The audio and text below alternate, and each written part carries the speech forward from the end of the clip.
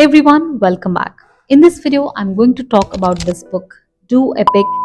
This book has a funny introduction, which says this is the most useless book you'll ever read. And yet, I think this is one of the books that needs your attention. Not because it has some advice which is different from any other self-improvement books, but because it has something we all can relate to at some point. And the best thing about this book is you don't have to read the complete book to get the message of this book. You can just read a few pages feeling that you have read enough and that you have got the message that this book wants to give, because every page has a separate message in itself and every page is complete in itself.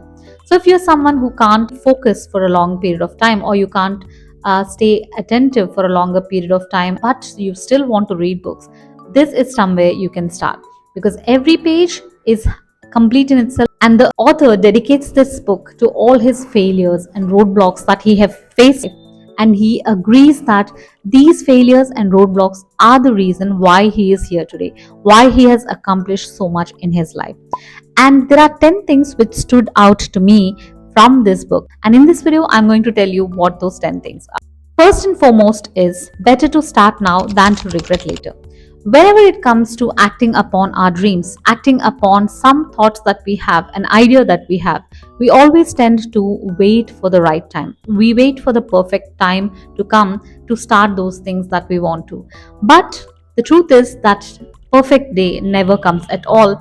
And somewhere down the lane, after a few years, or after a year, or after a few months, we end up thinking that I should have started earlier. I should have done this a year before, and we end up regretting not starting. So whatever it is, that idea or that thought that you have, or your dream, or that dream that you want to start working on, the right time to start is today, because you don't want to regret about it at a later point of time. And whether you succeed or fail, you at least tried. You will have that satisfaction in the end. So instead of regretting by not starting something, start it today. Rewrite your rules for success and failure. We live in a world where we let others define what success and failure should mean to us.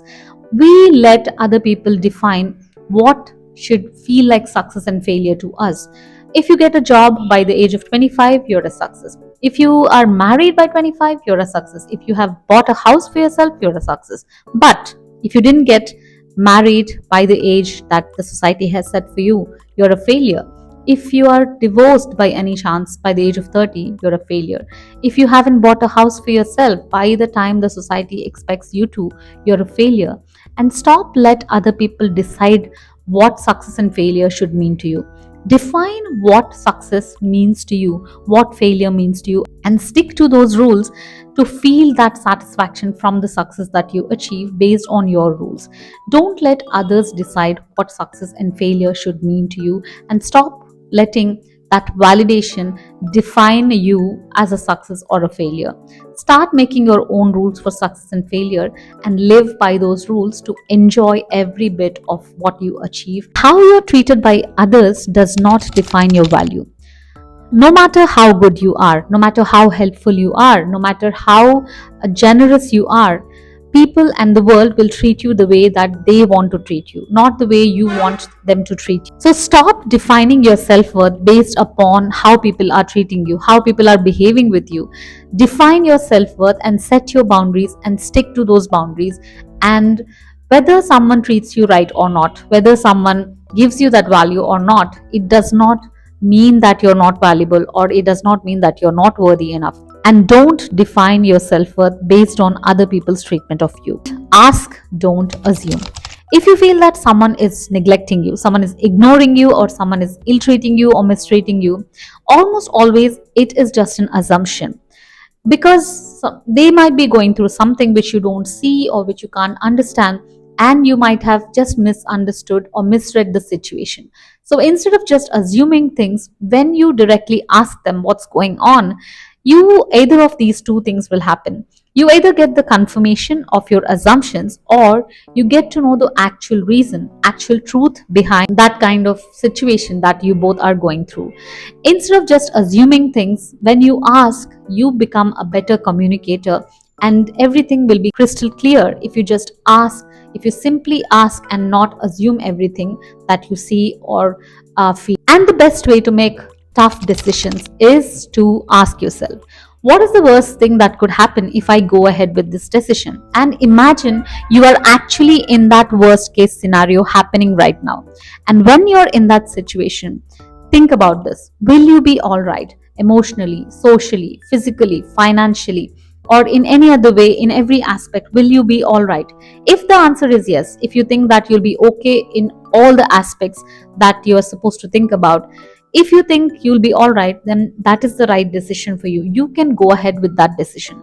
But if you think you can't, then that decision may not be for you. You should not go ahead with that decision, and stop being in the rat race. Don't do something just because everyone else is doing it, because if it's not something you enjoy, then it won't stand in the long run. You won't be able to enjoy it in the long run, and you won't be able to keep up with it in the long run. So instead of doing something just because everyone else around you is doing it, do something just because you want to do it, because you enjoy it.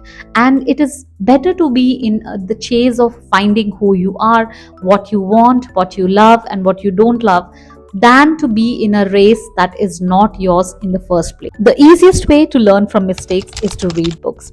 Books are the best way to learn from other people's mistakes. When you read books, you learn a lot of things, you get a lot of knowledge from the experiences of others, which will help you to act properly in the situations that you're in.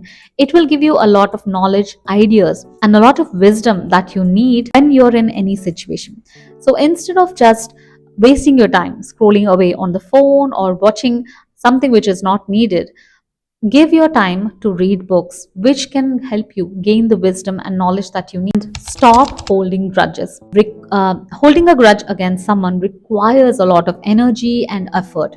And most of the times, when we hold a grudge against someone, we are hurting ourselves 100 times, 1,000 times, a million times more than that one person who actually hurt us. That hurt in reality was only once, but we are hurting ourselves mentally, emotionally 100 times, 1,000 times, and a million times after that hurt has actually happened in reality. So instead of doing that, stop holding grudges against people and choose peace over holding grudges. Because when you hold grudges against someone, you are losing your own mental peace. You are losing your own mental health, your emotional health, and your own physical health too. So stop holding grudges and let it go. And stop hurting yourself because you don't deserve it. Kindness is always the right thing to do. Not everyone is going to be kind to you. And some people are even going to take it for granted, take it as a weakness. And some people might not even acknowledge that you're being kind to them. But be kind anyways, because you are that person. That is your nature. Don't do something because you want validation from the people around you. Don't be kind just because you want validation from the people around you. Do it for you, for your own satisfaction. Stay away from relationships that suck the energy out of you. Some relationships in our life are not meant to be. They only drain your energy to the core. Sometimes it is just give and give and give, and you don't receive anything emotionally or even moral support from the people you are putting so many efforts for. They just take everything, but when it comes to you, when you need that support, when you need that help, you don't have anyone to support. So instead of draining yourself to the core by keeping these people in your life, it is time to cut off these kind of relationships which just drain you to the core. These are 10 things which stood out to me from this book. If you read this book, you might find something that you can relate to. And doing epic is not all about achieving your goals or achieving your dreams, but it's also about living a life of purpose, of passion, and leaving a legacy behind by helping the people around you. And I think it's not just one message that the author is trying to give. In this book, the author has also mentioned what mistakes he has done in terms of his career, in terms of his finances, in terms of his relationships, and how what is the right thing to do in those kind of situations. If you don't have much time on your hands, you can just read a few pages from this book and you'll feel that you have actually read something worthwhile. So I hope this video has helped you in some way and it has given you some value. And if you would like to get a book, a copy yourself, I'll leave a link in the description. Go get a copy for yourself. And I hope this video has helped you in some way. I'll see you in my next video. Until then, you take care.